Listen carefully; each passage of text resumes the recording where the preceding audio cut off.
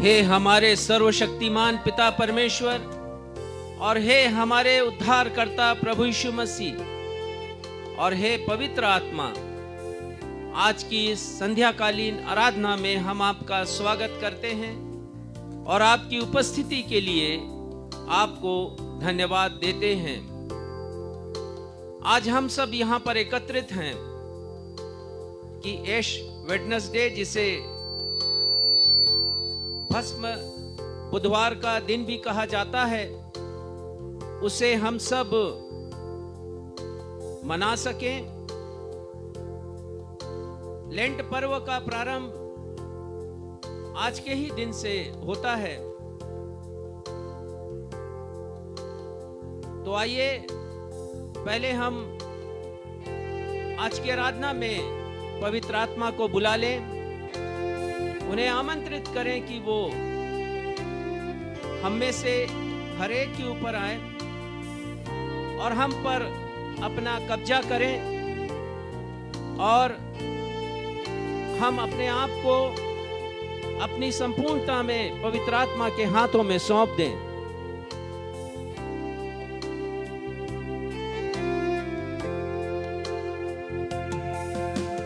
स्वर्ग की ओस्तु मेरी आत्मा पर बरसने दे, स्वर्ग की ओस्तु मुझ पर बरसा दे।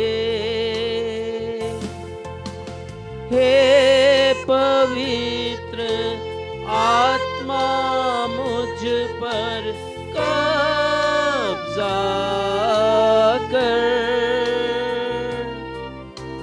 स्वर्ग की ओस्तु मुझ पर बरसा दे, स्वर्ग की ओस्तु मेरी आत्मा पर बरसने दे, स्वर्ग की ओस्तु मुझ पर बरसा दे। हे पवित्र आत्मा मुझ पर कब्जा कर, स्वर्ग की ओस्तु मुझ पर बरसा दे, स्वर्ग की ओस्तु मुझ पर बरसा दे, स्वर्ग की ओस्तु मुझ पर बरसा दे।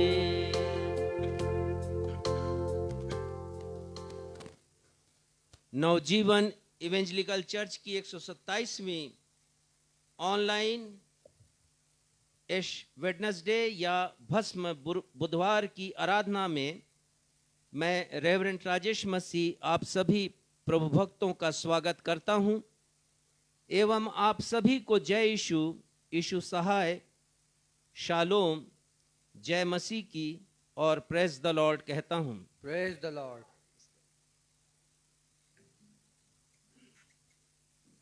प्रिय भाइयों और बहनों, लेंट एक ऐसा पर्व है जो बड़ी गंभीरता, सादगी, सजनता एवं शालीनता के साथ मनाया जाता है।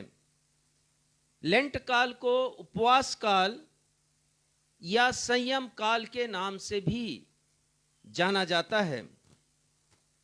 लेंट का पर्व प्रतिवर्ष ऐश वेडनेसडे या भस्म बुधवार से प्रारंभ होता है और ये 40 दिनों का होता है। भस्म बुधवार इसलिए कहते हैं या ऐश वेडनेसडे से इसलिए कहते हैं कि भस्म या ऐश इस बात का प्रतीक है कि मानव का जीवन क्षणभंगुर है। यह पर्व हमें आह्वान करता है कि हम सबको अपने आप का, अपने आत्मिक जीवन का आत्म अवलोकन करना है। अर्थात हमें स्वयं जांचना है कि आत्मिक रूप से, आत्मिक रीति से हम कहां हैं। बाइबल कहती है कि मनुष्य का जीवन नश्वर है, इसलिए ये पर्व हमें प्रोत्साहित करता है कि हम ऐसा जीवन जिएं जो सार्थक, परोपकारी और परमेश्वर को भाने वाला हो सके। मनुष्य को इस बात का भी स्मरण करना चाहिए कि उसे मृत्यु के पश्चात परमेश्वर के न्याय आसन के समक्ष खड़े होकर पृथ्वी पर बिताए जीवन का लेखा जोखा देना है। इसका इतिहास बताना चाहूंगा। इसका इतिहास 1700 वर्ष पुराना है। 1700 वर्षों से यह पर्व मनाया जा रहा है और इस पर्व को प्रारंभ करने का सर्वप्रथम विचार नीकिया की सभा में, जिसे सन 325 में आयोजित किया गया था, और आप सब जानते हैं कि उसी महासभा में, नीकिया की महासभा में विश्वास वचन, नीकिया का विश्वास वचन जिसे कहते हैं, प्रथम बार अपने अस्तित्व पर आया। लेकिन विचार तो आ गया, परंतु लौदीकिया शहर में सन 360 में जब पुनः महासभा का आयोजन किया गया, मसीहियों की महासभा का, तब ये ऑफिशियली सैंक्शन किया गया कि इसे कलीसियाओं में मनाया जाए। ये पर्व बहुत अच्छा पर्व है। इस प्रकार 1700 वर्षों से ये पर्व मनाया जा रहा है। लेंट का पर्व आत्मनिरीक्षण अर्थात इंट्रो इंस्पेक्शन का पर्व होता है। भजन संहिता 139:23 पद में दाऊद कहते हैं, हे परमेश्वर मुझे जांच कर जान ले। जैसा मैंने कहा आपको कि ये पर्व आत्मनिरीक्षण का पर्व होता है। हम बीमार होते हैं तो हम चिकित्सक के पास जाते हैं, ज्यादा बीमार होते हैं तो विशेषज्ञ चिकित्सक के पास जाते हैं, और उनके पास जाकर के हम अपनी परेशानियां बताते हैं और वो हमारा उपचार करते हैं। ऐसा नहीं किसी पर्व में ही ये करना है, आप तो कभी भी कर सकते हैं, लेकिन ये पर्व हमें प्रोत्साहित करता है कि हम इंट्रो इंस्पेक्शन करें, आत्म अवलोकन करें। ये पर्व हमें उत्साहित करता है कि हम आत्म नवीनीकरण करें, सेल्फ रिन्यूअल। पृथ्वी भी अपना नवीनीकरण करती हर वर्ष, और बसंत का महीना जब ये पर्व प्रारंभ होता है, जिस मौसम से, बसंत का मौसम उसे कहते हैं, उस समय हम सब जानते हैं कि पतझड़ का समय होता है और पृथ्वी अपना नवीनीकरण करती है। तो हमारे लिए भी अवसर है कि हम सेल्फ रिन्यूअल करें, अपने आप का रिन्यूअल करें कि कहां कहां हम कमजोर हैं, और उस जगह पर जहां हम कमजोर हैं अपने आप को पुख्ता और मजबूत कर सकें। लेंट का पर्व कोई साधारण पर्व नहीं है। यह पर्व आत्म जागरण का पर्व है, सेल्फ रिवाइवल का पर्व है। बहुत बार इस पर्व को दूसरी नजरों से देखा जाता है, पर मैं ये कह रहा हूं कि इस पर्व को सार्थक तरीके से मनाइए। आपके जीवन में एक बहुत बड़ा आत्मिक परिवर्तन होगा, रिवाइवल आएगी, जागृति आएगी आपके जीवन में। और जो कुछ मैं कह रहा हूं उसे मैंने करके देखा है, आजमाया है, और इसलिए मैं आपसे कह रहा हूं। लेंट के विषय में मेरी भी धारणा दूसरे अन्य कलीसियाओं के लोगों की तरह या उनके पास्टर की तरह थी। जब लोग कहते हैं जहां पर लोग कहते हैं कि बाइबल में लिखा कहाँ है कि ये पर्व मनाया जाए, लेकिन मैं आपको बताना चाहता हूं कि बाइबल में तो बहुत से पर्वों का कोई उल्लेख नहीं है। बड़ा दिन और नया साल का तो बिल्कुल उल्लेख नहीं है, पर आप बड़े आनंद के साथ मना लेते हैं। और आपको ये भी मैं बताना चाहता हूं कि आप पैशन वीक मना लेते हैं, गुड फ्राइडे मनाते हैं, लेकिन इनका आरंभ आज के दिन से ही होता है। तो इस पर्व को मनाइए आप। लेंट का पर्व आत्म शुद्धिकरण का पर्व है, सेल्फ प्यूरिफिकेशन का। हम अपने आप को कैसे शुद्ध कर सकते हैं, कैसे पवित्र बना सकते हैं परमेश्वर की दृष्टि में, कैसे हम पाप के अंधकार को अपने हृदय से निकाल सकते हैं। भजन संहिता 51:10 में इस अध्याय को आज उत्तरवादी की रीति से पढ़ा जाएगा। वहां पर दाऊद कहते हैं, हे परमेश्वर मेरे अंदर शुद्ध मन उत्पन्न कर। ये उनकी प्रार्थना है दाऊद की, और ये तब उन्होंने प्रार्थना किया जब उन्होंने एक बहुत बड़ा व्यभिचार का पाप किया और एक हत्या का पाप किया, और वो परमेश्वर के समीप आते हैं। और लेंट का पर्व हमें उत्साहित करता है कि हम सेल्फ प्यूरिफाई हो, हम अपने जीवन से उन पापों को निकाल सकें जो मेरे और परमेश्वर के मध्य में एक बड़ा अवरोध है। और लेंट का पर्व आत्मसंयम का पर्व होता है, सेल्फ कंट्रोल। कैसे हम संसार से अपने आप को अलग कर सकते हैं, नियंत्रित कर सकते हैं। संत पौलुस लिखते हैं कि संसार में रह करके संसार के व्यवहार के अनुसार तुम काम नहीं करो, उसकी विचारधारा को सोख मत लो तुम अपने जीवन में। और लेंट का पर्व आत्म अनुशासन का पर्व होता है। तो आइए इस पर्व को हम बड़े आनंद के साथ मनाएं, संजीदगी के साथ मनाएं, शालीनता के साथ मनाएं और आदर के साथ हम मनाएं। इस समय मैं आपको लिए चलूंगा उस पर्वत पर, कलवरी के पर्वत पर, जहां पर क्रूस है प्रभु यीशु मसीह का, और वहां से उनकी लहू की धारा बह रही है। यह काफी लोकप्रिय गीत है। लेंट का पर्व हमें अवसर देता है कि हम प्रभु यीशु मसीह के दुखों पर मनन कर सकें, उनके मृत्युंजय की सामर्थ को हम पा सकें। आइए इस गीत को हम गाएं बड़ी गंभीरता के साथ, और हम स्मरण करें प्रभु यीशु मसीह ने मेरे और आपके लिए लहू बहाया है, और एक कीमत चुकाई है। प्रभु यीशु मसीह ने एक दाम दिया है मेरे और आपके छुटकारे के लिए।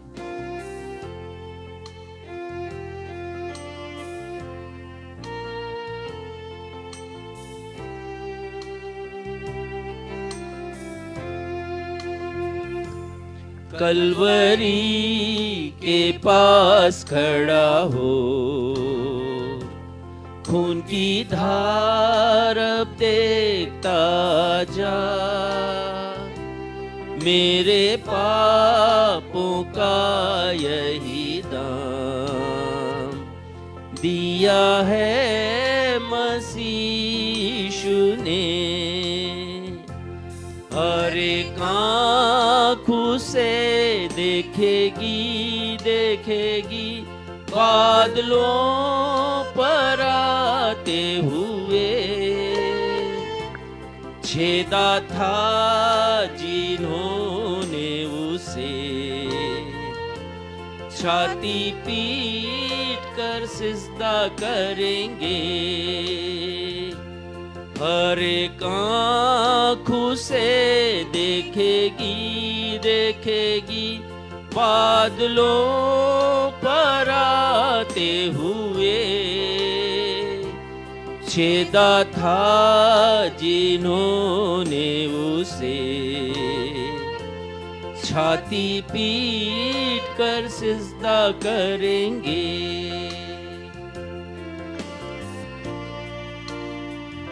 मत सोचिए कभी कि आज से 2000 वर्ष पूर्व कुछ लोगों ने दुर्भावना के साथ अपने स्वार्थ को पूरा करने के लिए प्रभु यीशु मसीह के हाथों और पांव में कीले ठुकवाए थे। पर परमेश्वर का वचन कहता है कि यदि हम यीशु का इनकार करते हैं जिसे हमने जान लिया है, तो हम भी उसे क्रूस पर चढ़ाते हैं। और यही बात ये दूसरा पद कहता है,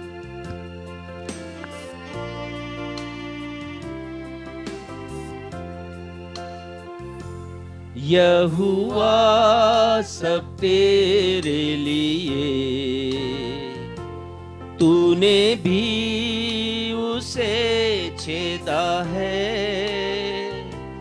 फिर भी प्यार से वो बुलाता, आता क्यों नहीं तू पास उसके,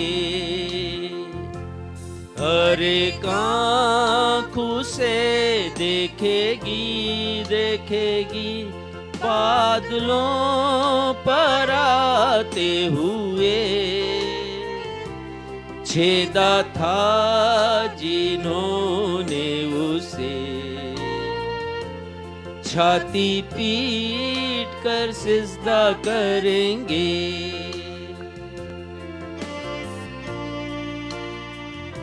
आज हमारे लिए अवसर है कि हम कबूल करें।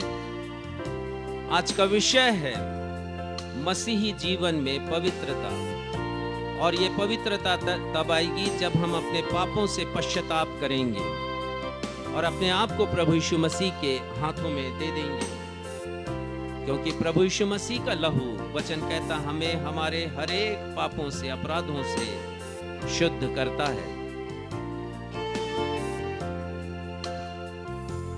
ऐ नादान क्यों होता उदास, कर कबूल उस चश्मे में नहा, सारे दाग मिटा ले पापों के, रहेगा आराम और खुशी से, हर एक आँखों से देखेगी देखेगी, बादलों पर आते हुए, छेदा था जिन्होंने उसे, छाती पीट कर सिजदा करेंगे, हर एक आँखों से देखेगी देखेगी, बादलों पर आते हुए, छेदा था जिन्होंने उसे, छाती पीट कर सिजदा करेंगे।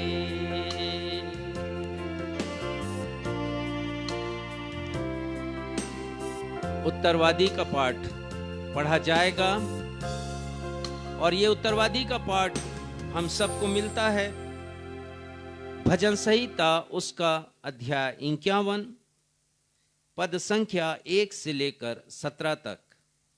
Psalm chapter 51 from verse 1 to verse 17। आइए हम सब अपने स्थानों में खड़े हो जाएं और मिल करके इस भजन को हम उत्तरवादी की रीति से पढ़ेंगे। आइए हम सब मिलकर के निकाल लें भजन संहिता अध्याय 51 पद संख्या 1 से 17 तक। और जैसा कि हमारा दस्तूर रहा है, इस पूरे पैसेज को हम उत्तरवादी की रीति से पढ़ लेंगे, और अंतिम में जब 17वां पद पढ़ा जाएगा तो हम सब साथ में मिलकर के इस पद को पढ़ लें। भजन संहिता 51। हे परमेश्वर, अपनी करुणा के अनुसार मुझ पर अनुग्रह कर, अपनी बड़ी दया के अनुसार मेरे अपराधों को मिटा दे। मुझे भली भांति धोकर मेरा अधर्म दूर कर, और मेरा पाप छुड़ाकर मुझे शुद्ध कर। मैं तो अपने अपराधों को जानता हूँ, और मेरा पाप निरंतर मेरी दृष्टि में रहता है। मैंने केवल तेरे ही विरुद्ध पाप किया, और जो तेरी दृष्टि में बुरा है वही किया है, ताकि तू बोलने में धर्मी और न्याय करने में निष्कलंक ठहरे। देख, मैं अधर्म के साथ उत्पन्न हुआ और पाप के साथ अपनी माता के गर्भ में पड़ा। देख, तू हृदय की सच्चाई से प्रसन्न होता है और मेरे मन ही में ज्ञान सिखाएगा। जुफा से मुझे शुद्ध कर, तो मैं पवित्र हो जाऊंगा। मुझे धो और मैं हिम से भी अधिक श्वेत बनूंगा।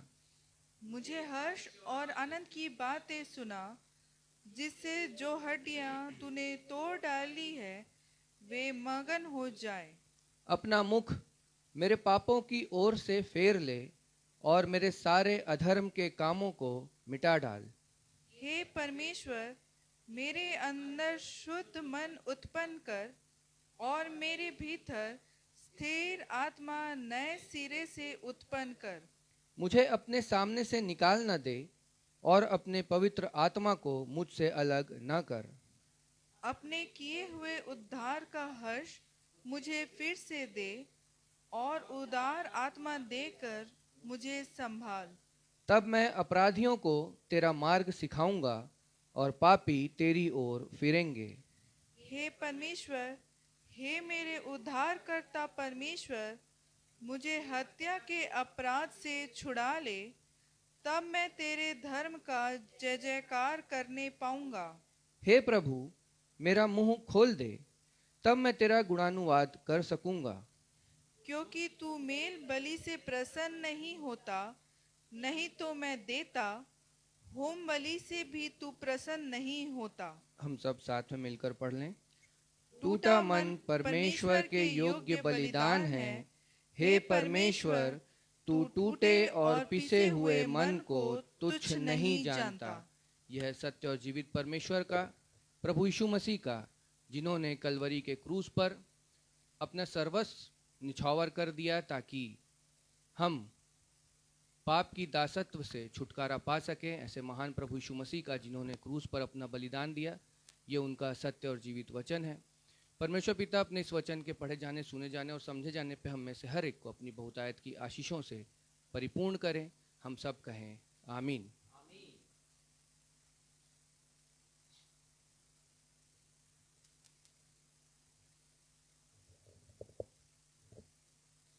धन्यवाद बेटे सक्षम। बहुत अच्छी तरह आप हर रविवार को उत्तरवादी का पाठ पढ़ते हैं। परमेश्वर आपको अपनी अपरिमित आशीषों से परिपूर्ण करे। सूचनाएं इस प्रकार से हैं। लेंट काल में हम आडंबर रहित जीवन व्यतीत करें, क्योंकि बहुत बार दूसरे लोग और खासकर हमारे मसीही लोग ही जब देखते हैं कि लोग लेंट पर्व ऑब्जर्व कर रहे हैं, मना रहे हैं, और फिर वे उनके जीवन को देखते हैं तो कमियों को निकालते हैं। तो मेरी प्रार्थना है आप सभी से और सलाह है कि आडंबर नहीं आने दें। आप लेंट पर्व मनाइए, उसकी पूरी संपूर्णता में और सार्थकता में। मीनिंगफुल हमारा ये पर्व मनाया जाना होना चाहिए। ना सिर्फ ये पर्व, परंतु मैं सबसे कहता हूँ, हर एक मसीहियों से, कि वे जब भी पर्वों को मनाते हैं, चाहे वो बड़े दिन का पर्व हो या नए वर्ष का हो या फिर पैशन वीक में हम रिवाइवल मीटिंग में आते हैं, तो हम इन पर्वों को सही अर्थों में मना सकें, विकृति उत्पन्न ना करें। साथ ही साथ दूसरी बात मैं कहना चाहता हूं कि वे लोग यदि सोचते हैं कि ठीक से लेंट का पर्व मनाया नहीं जा रहा है, तो ये भी उनकी स्वधार्मिकता है, क्योंकि वो समझते हैं कि हम उनकी अपेक्षा अच्छे हैं। तो ये मत सोचिए कि आप यदि नहीं मना रहे हैं सिर्फ इसलिए कि दूसरे लोग ठीक से ऑब्जर्व नहीं करते हैं, तो ये आपकी स्वधार्मिकता है, क्योंकि कहीं ना कहीं आप सोचते हैं कि आप उनसे अच्छे हैं। लेंट काल में त्याग करना सीखें, और यही बात आज मैंने अपने संदेश में भी लिखी है। त्याग करें अपने समय का, अपना समय दें भरपूरी के साथ परमेश्वर पिता को, प्रार्थना में व्यतीत करें, परमेश्वर के वचन को पढ़ें, अपना समय दें, समय निकालें, समय मैनेजमेंट करना सीखें और किसी रीति से आप इस सुनहरे अवसर को जाने नहीं दीजिए। इसीलिए मैं प्रतिवर्ष लेंट के समय में प्रतिदिन का पाठ देता हूं और मैं एक लेख भी देता हूं और बहुत सारे संदर्भ होते हैं आपके आत्मिक ज्ञान के लिए। आप सभी से अपेक्षा करता हूं कि आप उन्हें पढ़ें और आत्मिक जीवन में बलिष्ठ हो सके। मैं जब तक लेंट पर्व की विशेषताओं को नहीं जानता था, मैं भी आलोचना किया करता था, लेकिन मैंने इसकी गंभीरता को जाना जब गहराई से मैंने अध्ययन किया और मैंने पाया कि कितना महत्वपूर्ण है, क्योंकि लेंट का पर्व ऐसा पर्व है जो हमें आत्मिक ऊर्जा प्रदान करता है और वो आत्मिक ऊर्जा वर्ष भर में हमारी सहायता करता है कि हम शैतान से लड़ सकें, जो हमारा बैरी है, विरोधी है, दोष लगाने वाला है। आपको समझाऊंगा मैं कि प्रभु यीशु मसीह ने भी 40 दिन का उपवास रखा इसके पहले कि वो सेवकाई में आए। लिखा है कि पवित्र आत्मा से भर करके उन्होंने बपतिस्मा लिया और ठीक जब पवित्र आत्मा उनके भीतर आया, जीवन में आया और परमेश्वर ने कहा कि ये मेरा प्रिय पुत्र है, मैं इससे अत्यंत प्रसन्न हूं। हम पढ़ते हैं 4थे अध्याय में कि परखने वाला आ गया प्रभु यीशु मसीह के सामने। 40 दिन वो निराहार थे और प्रभु यीशु मसीह की परीक्षा की, कठिन परीक्षा, कैसे विजयी हुए मानवीय रूप में प्रभु यीशु मसीह थे, उस ऊर्जा से जिसे उन्होंने प्राप्त किया था प्रार्थना के द्वारा, परमेश्वर पिता की समीपी में रहकर। तो ये 40 दिन हर वर्ष हमारे लिए बड़े महत्वपूर्ण होते हैं। इन 40 दिनों में हम जो ऊर्जा प्राप्त करते हैं, यही मैं कह रहा हूं, सार्थक रीति से मनाइए। आप आत्मिक रीति से जो ऊर्जा प्राप्त करेंगे वो आने वाले 300 कितने दिन होंगे, 15 दिन होंगे, 25 दिन, 325 दिन में आपको आत्मिक ताकत देंगे और बढ़ने में आपकी सहायता करेंगे। त्याग करना सीखे। मैं बता रहा हूं, पहली बात मैंने बताया, समय का त्याग करें। दूसरा, बुरी आदतों का त्याग करें।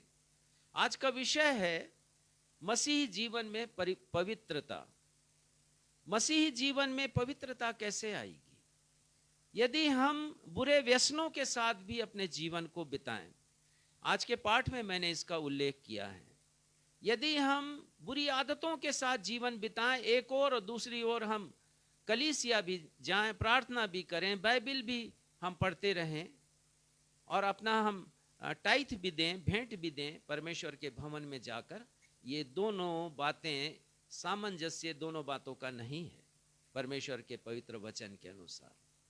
हमें अवसर देता है लेंट की हम बुरी आदतों को छोड़ सके। जैसा मैंने आपको बताया, आत्म अवलोकन का समय है, आत्मनिरीक्षण का समय है, आत्मशुद्धिकरण का समय है, आत्म जागृति का समय है, ये आत्मनियंत्रण और आत्म संयम का समय है ये।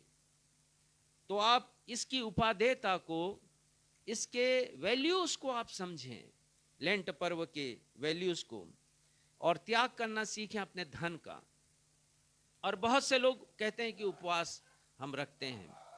मैं एक परिवार में गया विजिट करने और एक माँ कहने लगी कि ये मेरी बच्ची जो मुश्किल से 9-10 साल की हुई होगी, इशारा किया उन्होंने, इसने 40 दिनों का उपवास रखा है। मैंने कहा कि इसने उपवास रखा ठीक है, लेकिन इसको सिखाइए कि पवित्रता क्या चीज होती है। इसके समझने के लिए बड़ा आवश्यक है हम सीखें, हम जानें कि लेंट का पर्व हमें क्या सिखाता है।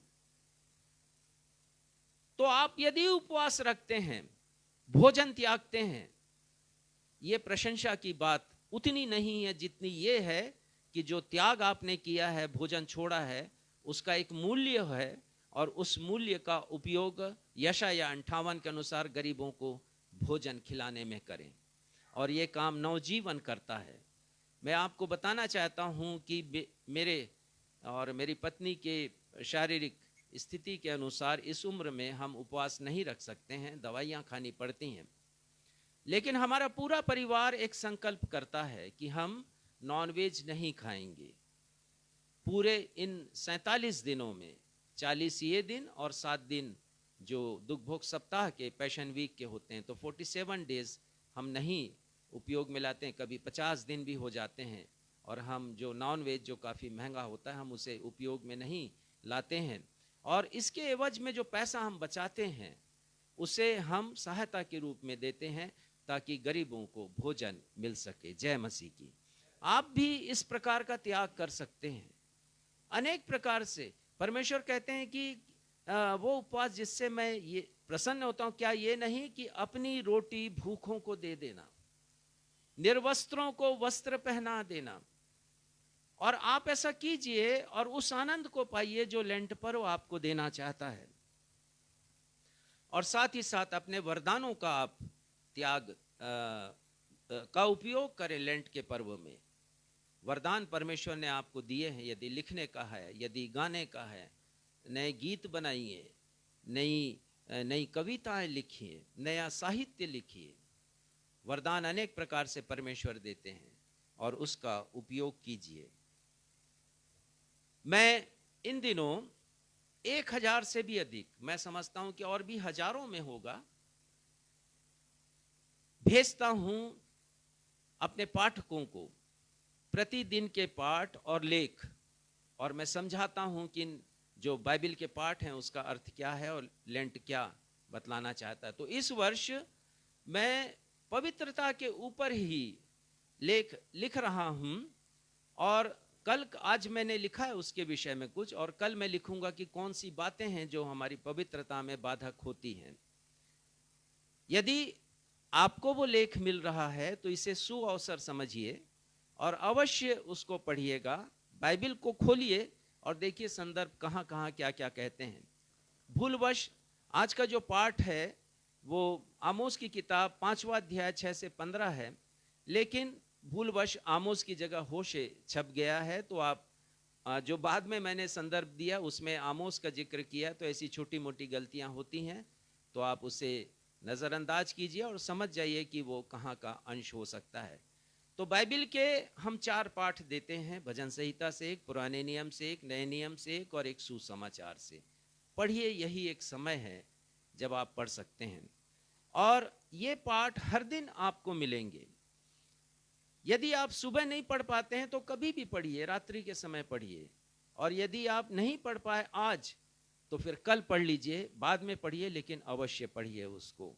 और इससे आप मिस नहीं कीजिए, आत्मिक जीवन में आप बहुत प्रगति करेंगे। मैं आपसे निवेदन करता हूं कि यदि आपके पास ये पाठ नहीं पहुंच पा रहे होंगे, यदि आप मेरे व्हाट्सएप में नहीं हैं, तो अपना व्हाट्सएप नंबर मुझे भेज दीजिए और मैं आपको बहुत ही ईमानदारी के साथ प्रतिदिन आपको ये पाठ भेजा करूंगा। मेरा व्हाट्सएप नंबर है 9425270003। मैं फिर से रिपीट करता हूं, 9425270003। और ये तो वीडियो में रिकॉर्ड हो रहा है, आपके पास ये हमेशा उपलब्ध होगा। आप मेरे यूट्यूब चैनल में जा सकते हैं और कभी भी इस वीडियो को आप देख सकते हैं, दूसरे अन्य वीडियोस को भी देख सकते हैं आप। तो आवश्यक है कि आप मेरा नंबर नोट कर लें और मुझे आप व्हाट्सएप में हेलो मैसेज भेजें। मैं आपको लिंक भी भेजा करूंगा ताकि आप जान सकें कि संदेशों के जो वीडियोस हैं उसे आप कहां और कैसे देख सकते हैं। आइए, ये समय होगा कि हम प्रार्थना में जाएं और आज केवल हम इन्हीं विषयों के लिए प्रार्थना करेंगे। आइए हम प्रार्थना में जाएं। ये हमारे पिता, हम आपके समीप आते हैं। आप जो हमारे सर्व सामर्थी, सर्वज्ञानी, सर्वव्यापी पिता परमेश्वर हैं, हम विश्वास करते हैं पिता आपके ऊपर और आपकी विश्वसनीयता के ऊपर हम भरोसा करते हैं कि इस समय न सिर्फ आप हमारे मध्य में उपस्थित हैं, परंतु उन सभी के मध्य में जो आज की शाम हमारी इस ऑनलाइन आराधना में शामिल हैं। पिता, होने दीजिए कि हमारी एकाग्रता बनी रहे आज की इस पूरी आराधना में, विशेषकर संदेश के समय। और न सिर्फ आज परंतु आने वाले हर एक दिन में, जबकि लेंट के समय, उपवास काल के समय, संयम काल के समय संदेश भेजे जाएंगे, लिखित संदेश। होने दीजिए पिता, लोग एकाग्रचित्त हो सके, पढ़ें, अध्ययन करें और पिता आत्मिक जीवन में बलिष्ठ हो सके, क्योंकि संत पौलुस कहते हैं कि आत्मा की तलवार ले लो। और ये आत्मा की तलवार केवल ऐसा शस्त्र है जिससे हम शैतान के ऊपर वार कर सकते हैं और इस युद्ध में, आत्मिक युद्ध में हम स्थिर खड़े रह सकते हैं। प्रार्थना करते हैं पिता अपने हर एक लोगों के लिए जो आज का संदेश सुन रहे हैं या जिन्होंने आज के लेख को पढ़ा है। प्रार्थना करते हैं पिता उनके जीवन में आमूल चूल परिवर्तन हो, होलिस्टिक चेंजेस उनके जीवन में आ सकें पिता, ये हमारी प्रार्थना है। हम प्रार्थना करते हैं पिता कि अधिक से अधिक लोगों तक ये संदेश पहुंच सके, जिनके पास ये संदेश पहुंचता है वो दूसरों को फॉरवर्ड कर सकें, ताकि हजारों लोग इसके द्वारा लाभान्वित हो सके। इस अवसर के लिए जिसे सोशल मीडिया में प्रचार करने का आपने हमें दिया, हम आपको धन्यवाद देते हैं। हम प्रार्थना करते हैं पिता कि हम लेंट पर्व को उसकी सार्थकता में मना सकें, मीनिंगफुल मना सकें पिता। होने दीजिए कि हम अपने समय का उपयोग आपके नाम की महिमा के लिए करें, आत्मिक जागृति के लिए करें, बुरी आदतों को छोड़ें और त्याग करना सीखें अपने धन का, अपने समय का और अपने वरदानों का हम सही सही उपयोग कर सकें। पिता, आज की आराधना को हम आपके सशक्त हाथों में सौंपते हैं और अपने उद्धारकर्ता प्रभु यीशु मसीह के अद्वितीय नाम में से मांग लेते हैं। सुनिए और कबूल कीजिए, हम सब कहें आमीन। पवित्र शास्त्र बाइबल से पाठों का पठन किया जाएगा। पहला पाठ पुराने नियम से आमोस की किताब 5वां अध्याय 6वें पद से लेके 15वें पद तक, और इसे पढ़ने में हमारी सहायता मिसेस पुष्पांजलि थॉमसन करेंगी। आमोस की किताब 5वां अध्याय 6वें पद से लेके 15वें पद तक, मिसेस पुष्पांजलि थॉमसन।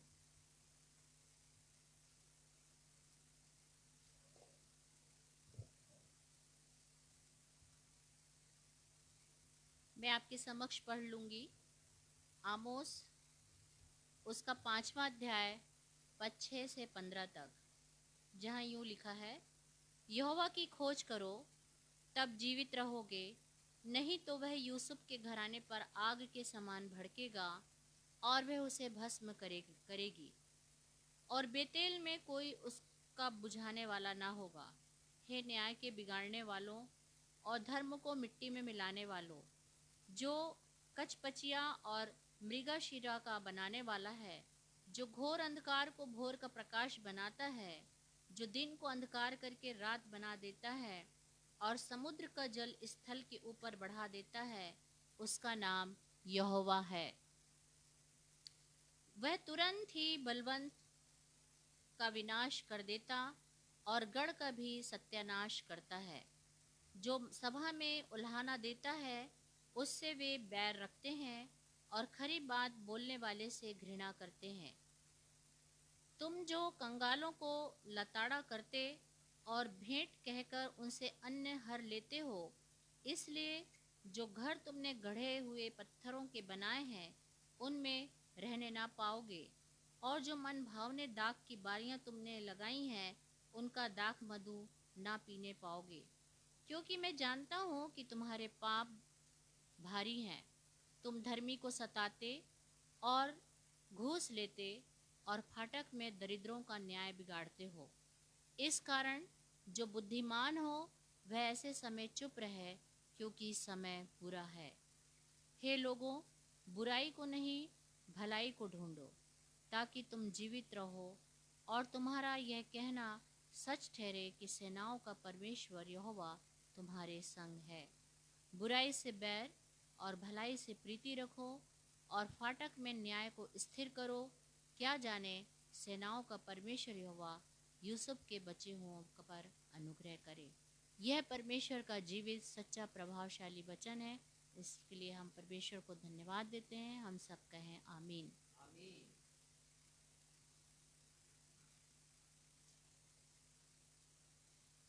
दूसरा पाठ इब्रानियों की किताब 12वां अध्याय पद संख्या 1 और 2, उसके पश्चात पद संख्या 6 से लेकर 9 तक और अंत में 14वां पद।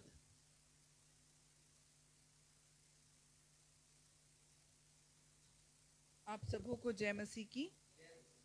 मैं आप लोगों के सामने पढ़ लूंगी इब्रानियों अध्याय 12 पद 1 से 2, उसके बाद 6 से 9 और फिर 14। इस कारण जबकि गवाहों का ऐसा बड़ा बादल हमको घेरे हुए है, तो आओ हर एक रोकने वाली वस्तु और उलझाने वाले पाप को दूर करके वह दौड़ जिसमें हमें दौड़ना है धीरज से दौड़े, और विश्वास के कर्ता और सिद्ध करने वाले यीशु की ओर ताकते रहें, जिसने उस आनंद के लिए जो उसके आगे धरा था लज्जा की कुछ चिंता न करके क्रूस का दुख सहा और परमेश्वर के सिंहासन की दाहिनी ओर जा बैठा। पद 6 से 9। क्योंकि प्रभु जिससे प्रेम करता है उसकी ताड़ना भी करता है, और जिसे पुत्र बना लेता है उसको कोड़े भी लगाता है। तुम दुख को ताड़ना समझकर सह लो, परमेश्वर तुम्हें पुत्र जानकर तुम्हारे साथ बर्ताव करता है। वह कौन सा पुत्र है जिसकी ताड़ना पिता नहीं करता? यदि वह ताड़ना जिसके भागी सब होते हैं तुम्हारी नहीं हुई, तो तुम पुत्र नहीं पर व्यभिचार की संतान ठहरे। फिर जबकि हमारे शारीरिक पिता भी हमारी ताड़ना किया करते थे और हमने उनका आदर किया, तो क्या आत्माओं के पिता और भी अधीन न रहे जिसमें हम जीवित रहें। पद 14। सबसे मेल मिलाप रखो और उस पवित्रता के खोजी हो जिसके बिना कोई प्रभु को कदापि ना देखेगा। परमेश्वर अपने पढ़े हुए वचन पर आशीष दे। हम सब कहे आमीन।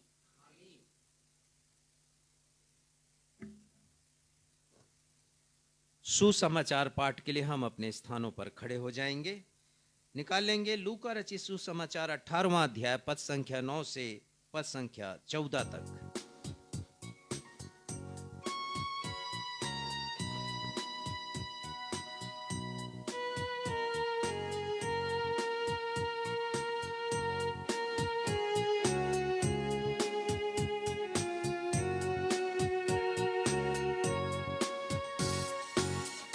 वचननु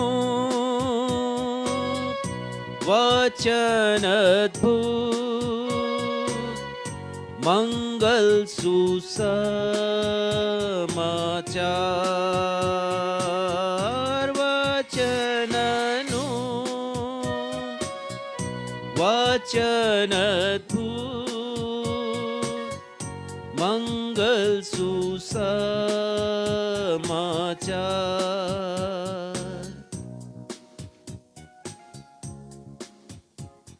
आज का सुसमाचार का पाठ लूका रचित सुसमाचार 18वां अध्याय पद संख्या 9 से पद संख्या 14 तक। और यहाँ इस प्रकार लिखा है, और यीशु ने कितनों से जो अपने ऊपर भरोसा रखते थे कि हम धर्मी हैं और औरों को तुच्छ जानते थे, यह दृष्टांत कहा कि 2 मनुष्य मंदिर में प्रार्थना करने के लिए गए। एक फरीसी था और दूसरा चुंगी लेने वाला।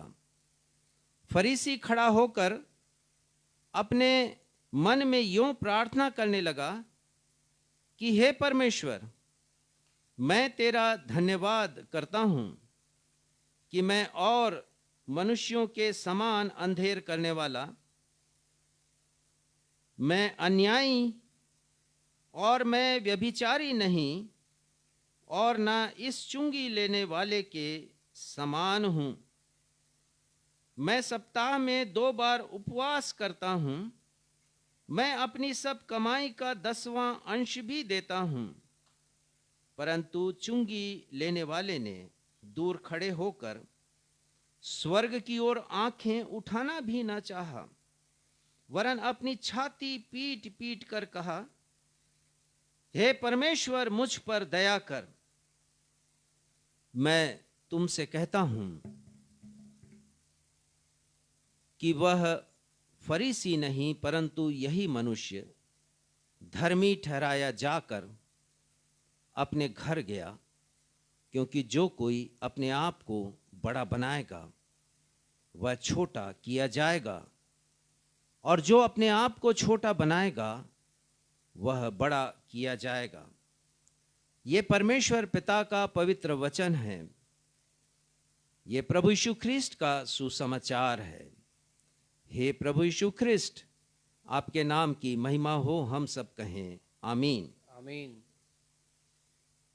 आइए इसके, कृपया स्थान ग्रहण करें। आइए इसके पहले कि हम संदेश को सुने, संदेश के पूर्व हम एक गीत गाएंगे।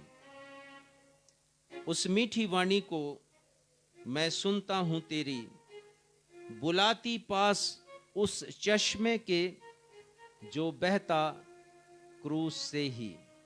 आइए हम सब मिलकर इस मधुर गीत को गाएं और आज हम प्रभु यीशु मसीह की आवाज को सुनें जब हम इस गीत को गाएं, क्योंकि गीत के शब्द ही ऐसा कहते हैं कि उस मीठी वाणी को, और वो मीठी वाणी किसी और की नहीं, क्रूस से पुकारते हुए प्रभु यीशु मसीह की है।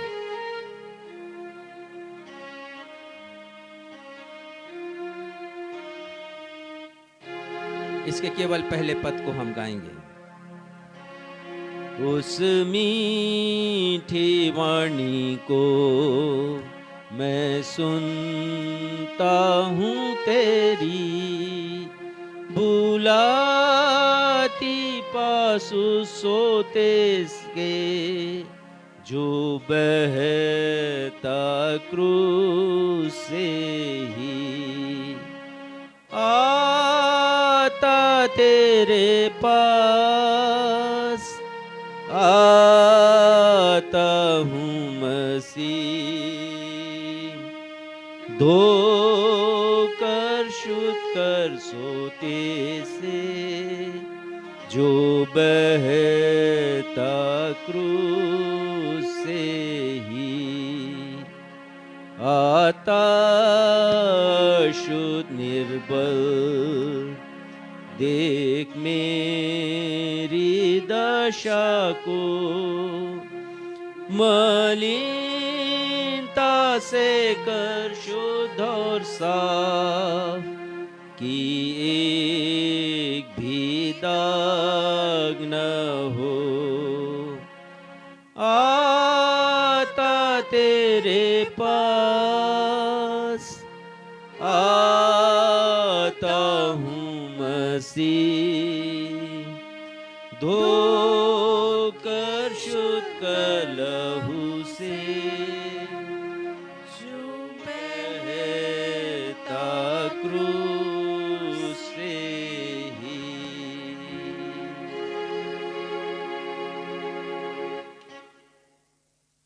जैसा मैंने आपको बतलाया प्रारंभ में ही, जब मैं आप सभी को आह्वान कर रहा था आज की आराधना के लिए, कि लेंट पर्व से हम अनेक बातों को सीख सकते हैं। ये पर्व ना सिर्फ आत्मसंयम का पर्व है, आत्म अनुशासन का पर्व है, परंतु ये पर्व आत्म शुद्धिकरण का भी पर्व है। ये पर्व आत्म नवीनीकरण का पर्व है, और ये पर्व आत्म जागरण का पर्व है। तो हमें इसी आशय के साथ इस पर्व को मनाना है और ये देखना है कि आत्मिक रूप से मुझे क्या लाभ हो रहा है। बहुत से लोग उपवास इन दिनों रख लेते हैं और लेंट को एक जरिया बना लेते हैं अपने वजन कम करने का, परंतु इस भावना से इस पर्व को नहीं मनाइए।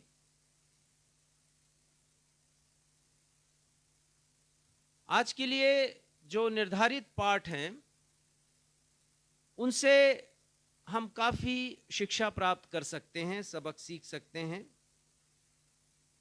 और जैसा मैंने प्रारंभ में ही आपको बतलाया कि ये पर्व हमें अवसर देता है कि हम अपने जीवन से पाप को, अपराध को और बुरी बातों को, बुराई को हम निकाल सकें, क्योंकि मसीही जीवन में पवित्रता का होना अवश्य है, बड़ा आवश्यक है तत्व। और इब्रानी की किताब के लेखक कहते हैं 12वें अध्याय के 14वें पद में कि सबसे मेल मिलाप रखने और उस पवित्रता के खोजी हो जिसके बिना कोई प्रभु को कदापि नहीं देखेगा। कदापि शब्द बड़ा महत्वपूर्ण है, अर्थात कोई दूसरा उपाय है ही नहीं। यदि पवित्रता नहीं है, आत्मिक पवित्रता हमारे जीवन में, तो हम कभी भी परमेश्वर को नहीं देख पाएंगे। ये निश्चित जान लीजिए। परमेश्वर को देखना तो सब चाहते हैं, स्वर्ग जाना तो सब चाहते हैं, लेकिन उस पवित्रता को जिसकी चर्चा बाइबिल करती है, हम कभी उसकी तरफ दृष्टि उठाना नहीं चाहते। यदि हमें उस लक्ष्य को पाना है जिस लक्ष्य की चर्चा परमेश्वर के वचन में की गई, तो हमें पवित्रता का जीवन जीना पड़ेगा। इब्रानी की किताब से अनेक पदों को अभी पढ़ा गया 12वें अध्याय के, और वो ये अध्याय हमसे कहता है कि मसीही जीवन एक दौड़ है, और ये कोई फास्ट रेस नहीं है, तेज गति की दौड़ नहीं है। इस दौड़ को धीरज के साथ मुझे और आपको दौड़ना है। और वो कहते हैं कि हरेक रोकने वाली वस्तु और उलझाने वाले पाप को दूर करना है। और लेंट का समय आपको अवसर देता है कि हरेक वो वस्तु, हरेक वो पाप जो मुझे और आपको रोक रही है, और वो पाप जो मुझे और आपको उलझा रहा है कि हम परमेश्वर के पास तक ना पहुंच सकें, इसे हमें हटाना है। और वो कहते हैं दूसरे पद में कि हमारा लक्ष्य प्रभु यीशु मसीह होना चाहिए, और प्रभु यीशु मसीह का क्रूस होना चाहिए। पद 2 में लिखा है, विश्वास के कर्ता और सिद्ध करने वाले यीशु की ओर हम ताकते रहें। तो ये लेंट का पर्व मुझे और आपको अवसर देता है कि हम ध्यान करें, चिंतन करें, मनन करें, ताकि हम प्रभु यीशु मसीह की तरफ, जिनके विषय लिखा है कि उन्होंने उस आनंद के लिए जो उनके आगे रखा था, लज्जा की कुछ चिंता ना करके क्रूस का दुख सहा। तो मेरे और आपके जीवन का लक्ष्य प्रभु यीशु मसीह का क्रूस होना चाहिए। और लेंट के इन दिनों इससे अच्छी बात और कोई नहीं होगी कि मैं और आप चिंतन करें प्रभु यीशु मसीह के दुखों को, दुखों पर चिंतन। तो लक्ष्य हमारा प्रभु यीशु मसीह होना चाहिए। एक और बात हम सीखते हैं लेंट के पर्व से कि हमारे आत्मिक जीवन में आडंबर नहीं होना चाहिए, अर्थात दिखावा नहीं होना चाहिए, शो ऑफ नहीं होना चाहिए। प्रभु यीशु मसीह ने स्पष्ट कहा है। लेंट काल में बहुत से लोग उपवास रखते हैं, बाइबल पाठ पढ़ने, प्रार्थना करने में, कलीसियाई आराधना में जाने में, खाने पीने की वस्तुओं से परहेज करने में, वो बड़ी दूरी बना करके ये सब करते हैं। वो परहेज करते हैं, कलीसिया जाते हैं, परमेश्वर का वचन पढ़ते हैं, प्रार्थना करते हैं। परंतु चिंतन की बात यह है कि हमारे इन सारे कार्यों से परमेश्वर प्रसन्न हो रहे हैं या नहीं। हमारे ये क्रियाकलापों से परमेश्वर को खुशी हो रही है कि नहीं हो रही है। कहीं ऐसा तो नहीं है कि एक और हम उपवास रख रहे हैं और दूसरी ओर अपने जीवन को इन सारे बातों से भी जिसे परमेश्वर नापसंद करते हैं हमने जोड़ लिया है। तो इस बात की हम परवाह करें और हम आडंबर ना करें। आज जो हमारे अध्ययन का प्रमुख पद है वो इब्रानी 12:14 में पाया जाता है, जिससे थोड़ी देर पहले मैंने आपसे जिसकी चर्चा की है। फिर से हम इसे पढ़ेंगे। कृपया आपको मिलता है तो पढ़ने में मेरी सहायता करें। सबसे मेल मिलाप रखो और उस पवित्रता के खोजी हो जाओ जिसके बिना कोई प्रभु को कदापि ना देखेगा। हाँ, उस पवित्रता के खोजी हो जाएं। आमोस नबी ने भी लिखा कि हम परमेश्वर को खोजें, और उन्होंने लिखा कि हमें हमारे जीवन से बुराइयों को दूर करना है। पद 14 में लिखा है, आमोस 5 और 14वां पद वो लिखते हैं, बुराई को नहीं भलाई को ढूंढो ताकि तुम जीवित रहो। दो बातों के लिए वो कहते हैं कि हम कैसे जीवित रह सकते हैं। पहली बात 6वें पद में, यहोवा की खोज करो तब तुम जीवित रहोगे। और 14वें पद में कहते हैं कि भलाई को ढूंढो, अच्छी बातों को ढूंढो, बुराई से दूर रहो ताकि पवित्रता तुम्हारे जीवन में आए और तुम परमेश्वर को देख सको, तुम परमेश्वर से मिल सको। बुराई से बैर और भलाई से प्रीति रखो, ये आमोस नबी का कहना है। और इब्रानी के लेखक कहते हैं कि हमें खोजना है, ना सिर्फ परमेश्वर को खोजना है लेकिन उस पवित्रता को भी खोजना है जो परमेश्वर को खोजने के बाद परमेश्वर पिता हमें देते हैं। शैतान हमारी सोच को पवित्रता के विषय में इतना विकृत कर देता है कि हम पवित्रता का जीवन नहीं जी पाने के लिए अनेक बहाने बना लेते हैं। मैं फिर से रिपीट करूंगा, शैतान हमारी विचारधारा को इतना विकृत कर देता है कि हम सोचते हैं कि पवित्रता का जीवन जीना असंभव है, और इसके लिए हम अनेक बहाने बना लेते हैं,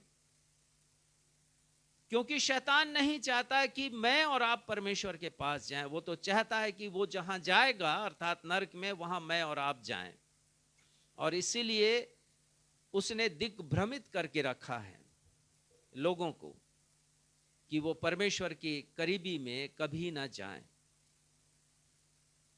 और उस लक्ष्य को नहीं प्राप्त करें मैं और आप, जिसे पाने के लिए परमेश्वर का वचन हमें प्रेरित करता है।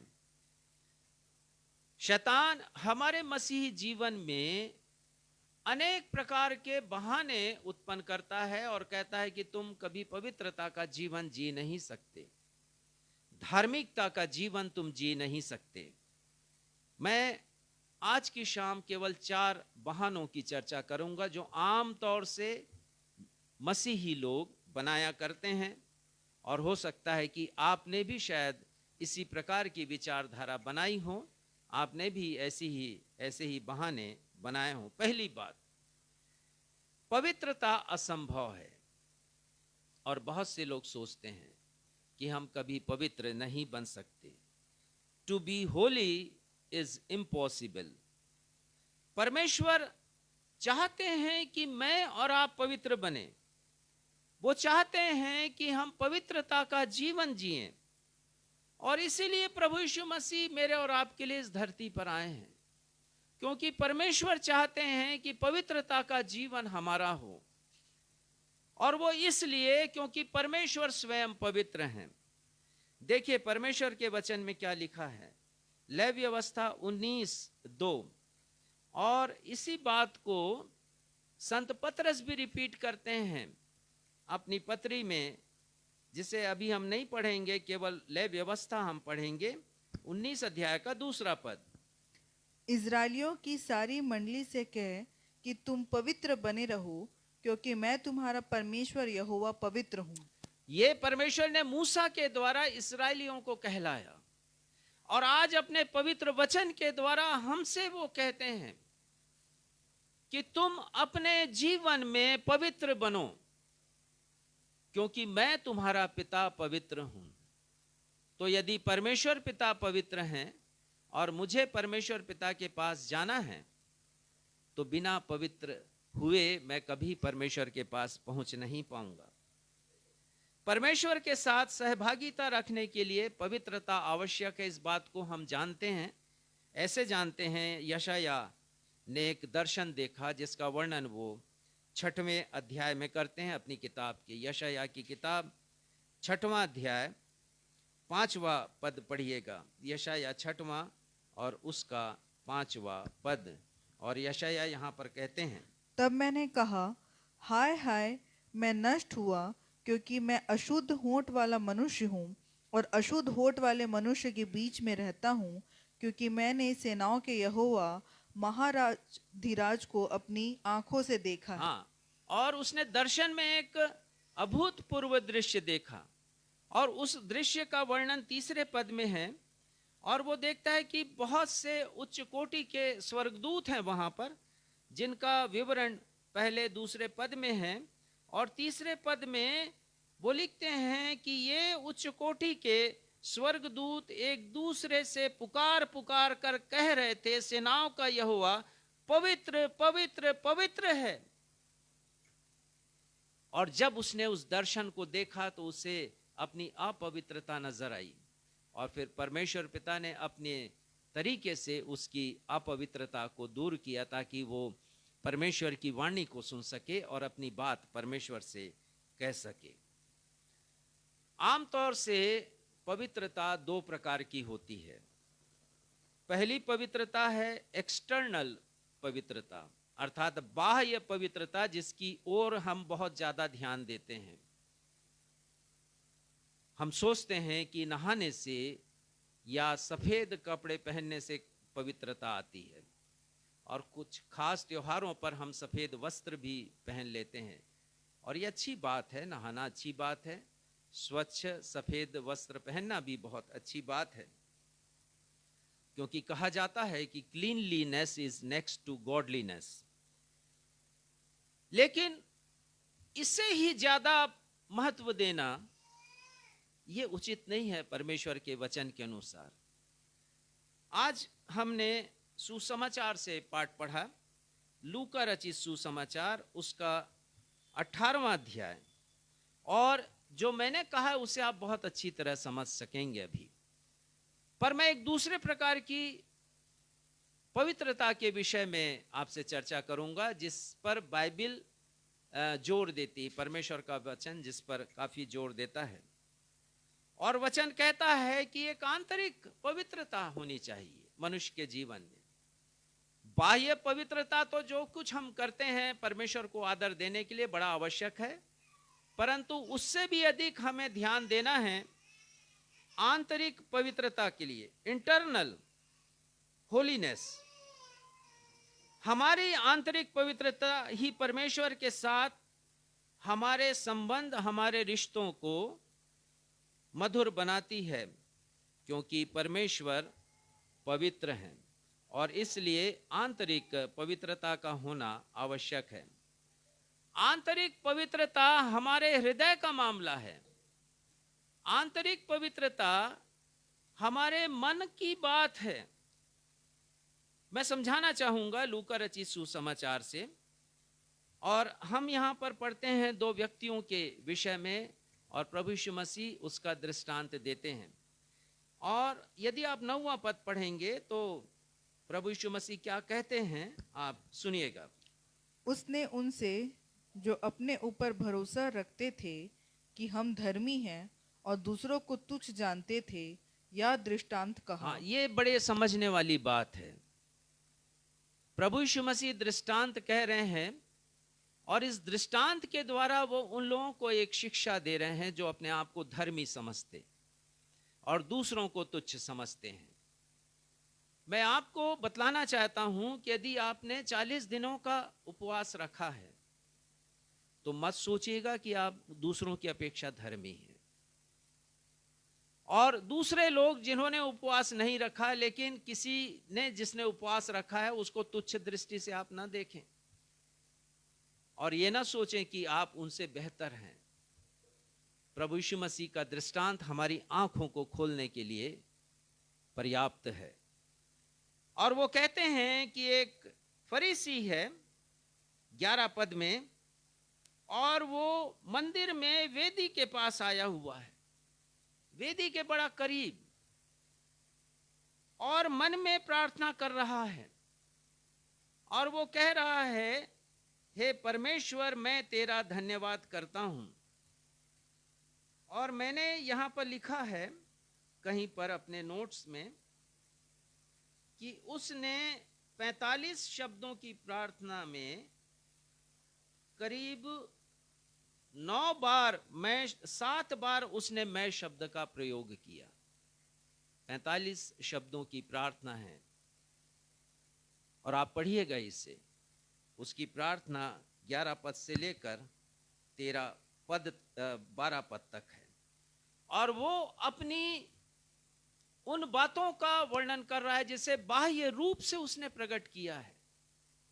और वो कह रहा है कि मैं अंधेर करने वाला, न्यायी, व्यभिचारी नहीं, चुंगी लेने वाले के न उसके समान हूं। 2 बार उपवास रखता हूं, अपनी कमाई का 10वां अंश भी देता हूं। ये बाह्य पवित्रता है जिसकी चर्चा वो यहां पर कर रहा है। लेकिन एक व्यक्ति है, प्रभु यीशु मसीह कहते हैं कि वो चुंगी लेने वाला है और वेदी के समीप भी नहीं गया है, ना अपनी आंखें परमेश्वर की तरफ उसने उठाई हैं, परंतु वो छाती पीट पीट कर कह रहा है, हे परमेश्वर, मुझ पापी पर दया कर।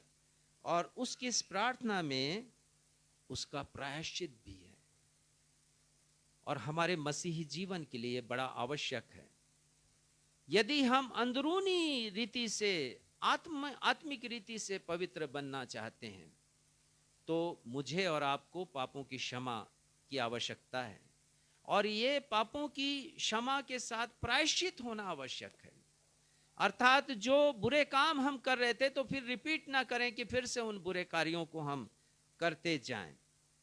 परमेश्वर हमारे हृदय को देखते हैं, हमारे बाह्य रूप की तरफ दृष्टि नहीं डालते।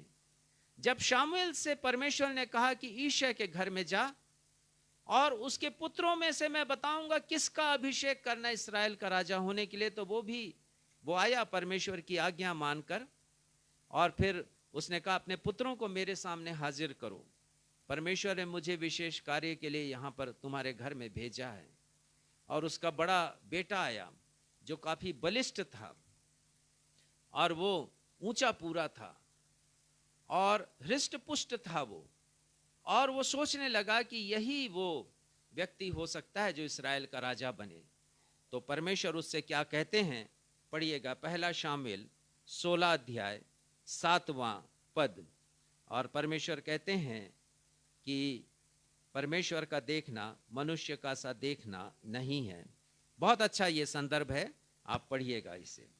परंतु यहोवा ने शमूएल से कहा, न तो उसके रूप पर दृष्टि कर और न उसके डील की ऊंचाई पर, क्योंकि मैंने उसे अयोग्य जाना है। क्योंकि यहोवा का देखना मनुष्य का सा नहीं है। मनुष्य तो बाहर का रूप देखता है, परंतु यहोवा की दृष्टि मन पर रहती है। परमेश्वर की दृष्टि मेरे और आपके हृदय पर रहती है।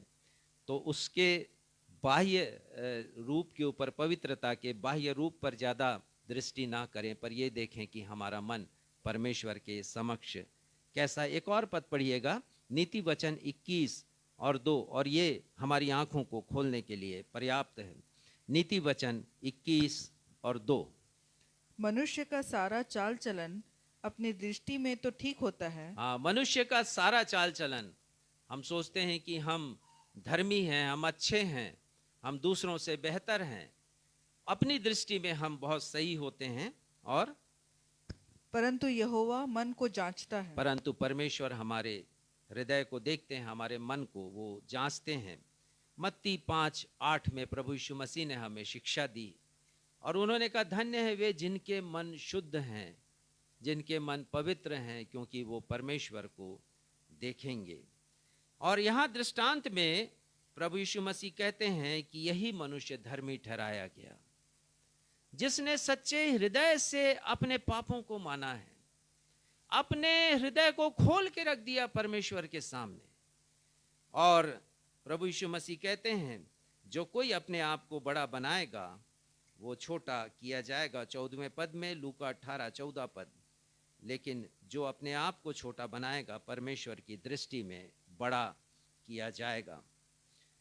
मैं बताना चाहता हूं आपको कि जिस परमेश्वर की आराधना हम सब करते हैं वो तानाशाह नहीं है, ना ही वो निर्दयी हैं, वो तो प्रेमी परमेश्वर हैं।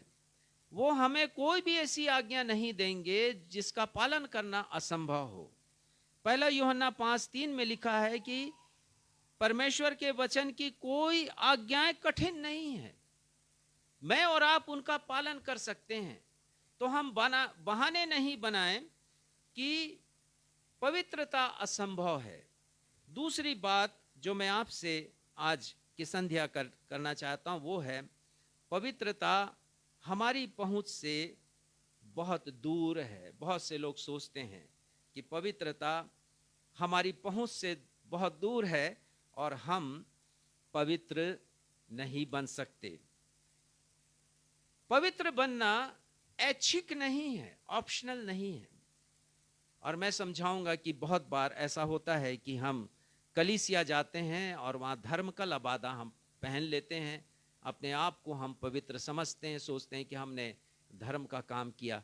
लेकिन कलीसिया से बाहर जब हम आते हैं तो फिर से वही जिंदगी, संसार की जिंदगी हम व्यतीत करते हैं।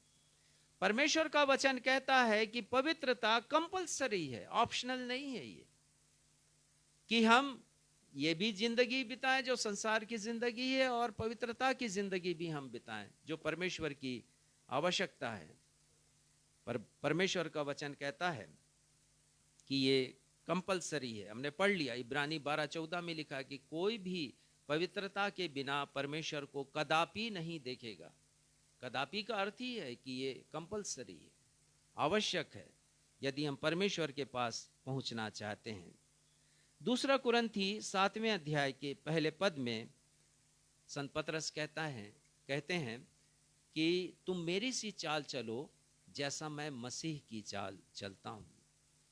कितना बड़ा उनका दृढ़ विश्वास है और ये ऑफर है हम सभी के लिए। वो कहते हैं कि तुम मेरी सी चाल चलो जैसा मैं मसीह की चाल चलता हूं। और एक पद पढ़ लीजिएगा आप इसी से संबंधित। संत पतरस कहते हैं इफिसियों 4:12-13 में, वो कहते हैं इफिसियों की कलीसिया को, पढ़िएगा 4:12 और 13, जिससे पवित्र लोग सिद्ध हो जाएं और पवित्र लोग सिद्धता को प्राप्त करें। ये पवित्रता मुझे और आपको सिद्धता प्रदान करती है। और प्रकाशित वाक्य के 22 अध्याय के 11वें पद में लिखा है, 22 अध्याय और उसके 11वें पद में, जो अन्याय करता है वो अन्याय ही करता रहे, जो मलिन है वो मलिन बना रहे, जो धर्मी है वो धर्मी बना रहे, जो पवित्र है वो पवित्र बना रहे।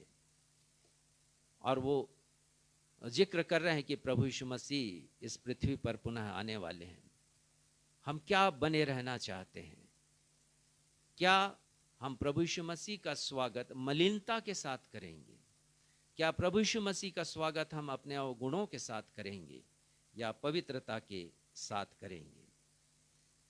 तो हमारे लिए आवश्यक है कि हम जानें कि पवित्रता हमारी पहुंच के भीतर है, हमारी पहुंच के से दूर नहीं है।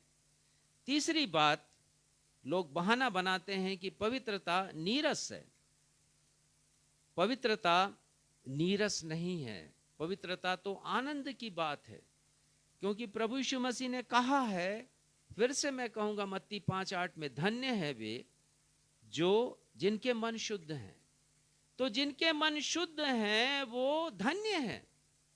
और धन्य का अर्थ ये है एम्प्लीफाइड बाइबल में कि वे लोग जो कि प्रफुल्लित हैं, वे लोग जो कि आनंदित हैं, जिनके मन शुद्ध हैं, और वो कहते हैं कि आत्मिक रूप से संपन्न हैं ऐसे लोग जो मन के हृदय के शुद्ध हैं।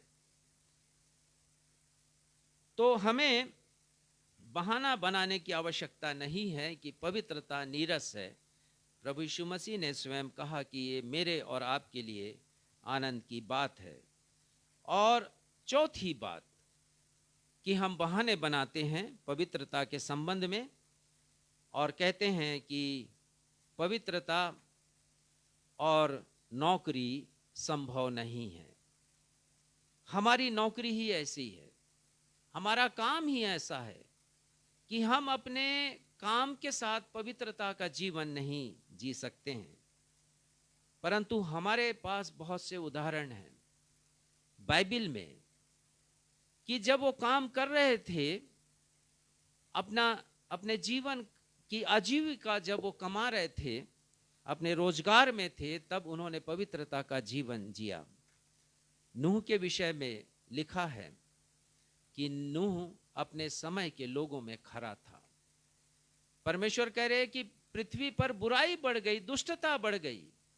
परमेश्वर ने ठान लिया कि जल प्रलय के द्वारा वो पृथ्वी को नष्ट कर देंगे। लेकिन लिखा है कि इतने लोगों के बीच में, हजारों लोगों के बीच में यदि कोई धर्मी जन था, यदि कोई पवित्रता का जीवन जी रहा था, तो वो नूह था और नूह का परिवार था। फिर हम पढ़ते हैं यूसुफ के विषय में कि वो गुलाम की हैसियत से पोतीपर के घर में था, पर पोतीपर की पत्नी की निगाह, बुरी दृष्टि यूसुफ के ऊपर थी। और जब यूसुफ ने वो नहीं किया जो पोतीपर की पत्नी चाह रही थी, तो उसने उसके ऊपर झूठे दोषारोपण लगा दिए। और मैं समझता हूं कि पोतीपर की पत्नी ने सौदा किया होगा यूसुफ से कि यदि तू मेरी इच्छा के अनुसार मेरी इच्छा पूरी नहीं करेगा, मेरे सोच समझ के अनुसार मेरी इच्छा पूरी नहीं करेगा, तो मैं तुझे पकड़वा दूंगी। लेकिन उसने समझौता नहीं किया परिस्थिति के साथ।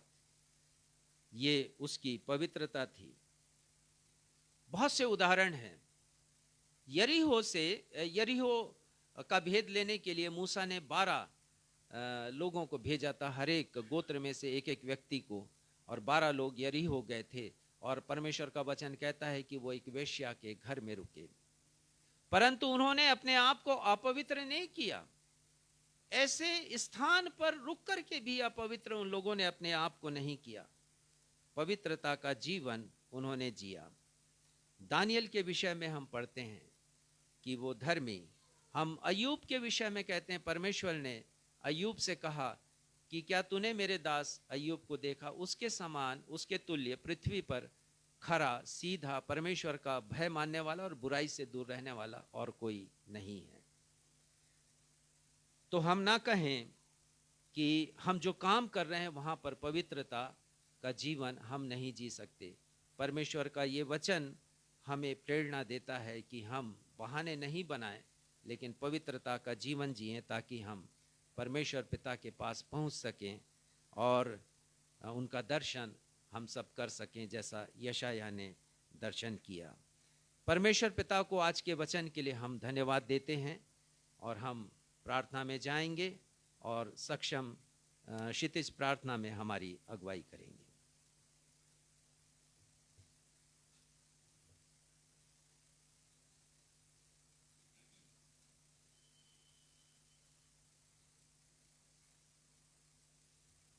हम अपने सरों को झुकाएंगे, हाथों को जोड़ेंगे और प्रभु परमेश्वर से प्रार्थना मांगेंगे। महान जीवित अनुग्रहकारी पिता परमेश्वर, आज की भस्म बुधवार की आराधना के अंतिम पड़ाव में हम सभी एक मन और एक चित्त होकर के आपके चरणों के निकट आते हैं। धन्यवाद देते प्रेम पिता कि संसार में व्याप्त मुश्किलातों के बावजूद आपने हमें यह समय दिखाया है कि हम इस वर्ष संयम काल से होकर के गुजरने पाते हैं, और आज उसका पहला दिन भस्म के बुधवार के रूप में हम इसका प्रारंभ करते हैं। प्रेम पिता, ये आपकी दया और आपका अनुग्रह ही है जो हम आपकी शरण में बने हुए हैं। प्रार्थना और विनती मांगते हैं प्रेम पिता, विशेष करके इन 40 दिनों के लिए हमारे हृदय में बोझ उत्पन्न होने वाला हो सके, वचन का प्रकाशन हमें ऐसा मिले प्रेम पिता कि हम आपको ढूंढें, हम आपके खोजी होने वाले हो सकें। वर्ष के बाकी दिनों तो हम अपने कामों में व्यस्त रहते हैं, अपनी नौकरियों में, परंतु इन 40 दिनों में हम लौ लगाकर आपको ढूंढने वाले हो सके प्रेम पिता। वचन के द्वारा प्रत्येक दिन की अगुवाई हमें प्रदान कीजिए, ताकि हम उस धन को प्राप्त करें जो अनंत जीवन के रूप में आपने हमारे लिए रख छोड़ा है। प्रार्थना और विनती करते हैं प्रेम पिता, जैसे जैसे हम इन दिनों में आगे बढ़ेंगे, हम प्रभु यीशु के बलिदान को अपने जीवनों में महसूस करने पाएं, हम ये जानने पाएं कि उनका रक्त कितना कीमती है हमारे जीवनों के लिए, जिस रक्त ने हमारे जीवनों को बचाया है। हम प्रार्थना और विनती मांगते हैं हर एक विश्वासियों के लिए जो इन दिनों में आपकी निकटता में बने रहेंगे प्रेम पिता। हर एक को बल और सामर्थ प्रदान कीजिए और अपनी अगुवाई प्रदान कीजिए। हम अपनी कलीसिया को आपके चरणों में सौंपते हैं प्रेम पिता, जबकि इन 40 दिनों के संयम काल में प्रत्येक दिन वचन का प्रचार होगा, व्हाट्सएप के माध्यम से, पेपर में पब्लिशिंग के माध्यम से और अन्य माध्यमों से प्रेम पिता। होने दीजिए कि हर एक पढ़ने वाला आपको जानने वाला हो सके, इन वचनों के द्वारा आपके नाम को महिमा मिलने वाली हो सके प्रेम पिता, और बाइबल के रहस्यों को और आपके भेद को हम निर्बुद्धि और अज्ञानी लोग समझने और जानने पाएं प्रेम पिता। इन 40 दिनों में हम यही प्रार्थना आपसे करते हैं कि हम संसार को त्याग कर आपकी निकटता में और भी मजबूती से बने रहने वाले हो सकें। प्रार्थना और विनती अपने उद्धारकर्ता प्रभु यीशु के मधुर और मीठे नाम से मांग लेते हैं, आमीन।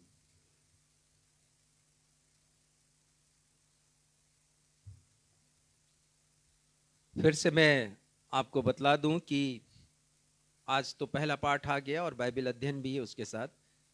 आने वाले 39 दिनों में 39 डेज में आपको 39 पाठ मिलेंगे और 39 बाइबल अध्ययन मिलेगा उसके साथ।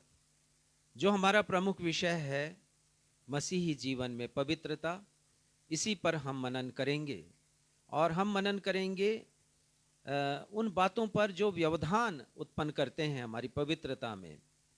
कल जो पहला पाठ मैं इस संदर्भ में दूंगा वो है कड़वाहट, मन में वैमनस्यता, घृणा, जो हमारे पवित्रता के जीवन में एक बड़ा बाधक है। और यही कड़वाहट, यही वैमनस्यता, यही घृणा हमें परमेश्वर के पास पहुंचने में अवरोध उत्पन्न करेगा। इसलिए कल का पाठ जरूर पढ़िएगा और आने वाले पाठों को भी अवश्य आप पढ़िएगा। उनके साथ जो बाइबल अध्ययन है उसका अध्ययन आप कीजिएगा। आइए हम अंतिम प्रार्थना में जाएं और आशीष के साथ आज की आराधना को समाप्त करें। हे हमारे पिता, हम पुनः आपके समीप हैं। आज की आराधना के लिए धन्यवाद देते हैं। प्रार्थना करते हैं पिता कि हम बहाने नहीं बनाएं पर पवित्रता का जीवन हम जिएं। पिता, हम जानते हैं कि संपूर्ण पवित्रता हमारे जीवन में आ नहीं सकती, लेकिन फिर भी प्रभु यीशु मसीह के अनुसार हम सिद्धता बनने का प्रयास, सिद्ध बनने की कोशिश हम सब कर सकते हैं। पवित्रता की तरफ हम कदम उठा सकते हैं। प्रभु यीशु मसीह ने कहा, सिद्ध बनो जैसा तुम्हारा स्वर्गीय पिता सिद्ध है। और संत पौलुस ने भी सिद्धता की बातें हमसे कही हैं। होने दीजिए पिता, हम बहाने नहीं बनाएं परंतु हम पवित्रता का जीवन जिएं और उन बुरी बातों को, उन बुरे स्वभाव को, आचरण को और बुराइयों को जो हमारे जीवन में हमारी पवित्रता को नष्ट करती हैं, हम दूर कर सकें। आने वाले समय में जबकि आपके मध्य में और हमारे मध्य में तमाम वो बातें जो कि बुराइयों को उत्पन्न करती हैं और अपवित्रता हमारे जीवन में लाती हैं, उसके संबंध में जब पाठ दिए जाएंगे और बाइबल अध्ययन दिया जाएगा, आप हम सभी की सहायता करें। आप मेरी सहायता करें कि मैं उसे अच्छे से लिख सकूं और श्रोता और पाठकों की सहायता करें कि वो उसे अच्छे से पढ़ें और पवित्रता का जीवन वो जी सकें, पवित्रता के जीवन को जीने के लिए आगे अपने पाँवों को अग्रसर कर सकें। धन्यवाद देते हुए अपनी इस प्रार्थना को आपके बेटे हमारे उद्धारकर्ता प्रभु यीशु मसीह के नाम से मांगते हैं, जिन्होंने ये प्रार्थना करना हमें सिखाया। हे हमारे पिता, आप जो स्वर्ग में हैं, आपका नाम पवित्र माना जाए, आपका राज्य आए, आपकी इच्छा जैसे स्वर्ग में पूरी होती है वैसे इस पृथ्वी पर भी पूरी हो। हमारे दिन भर की रोटी आज हमें दीजिए, और जिस प्रकार हमने अपने अपराधियों को क्षमा किया उसी प्रकार हमारे अपराधों को क्षमा कीजिए। हमें परीक्षा में नहीं लाइए बल्कि बुराई से बचाइए, क्योंकि राज्य, पराक्रम और महिमा सदा आपके हैं। आमीन। अब हमारे द्वैत पिता परमेश्वर का प्रेम, हमारे उद्धारकर्ता प्रभु यीशु मसीह का अनुग्रह और शांतिदायक पवित्र आत्मा की सहभागिता हम में से हर एक के साथ अब से लेकर हमारे उद्धारकर्ता प्रभु यीशु मसीह के बादलों में आने तक हमेशा हमेशा होती रहे। हम सब कहें आमीन। जय मसीह की।